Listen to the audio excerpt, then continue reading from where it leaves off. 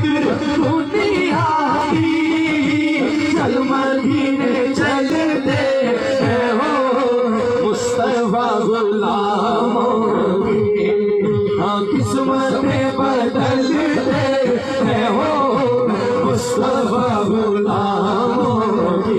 आज बता कहेगा कि आका मेरे आका हमें कदमों में बुला लो आका मेरे आका हमें कदमों में।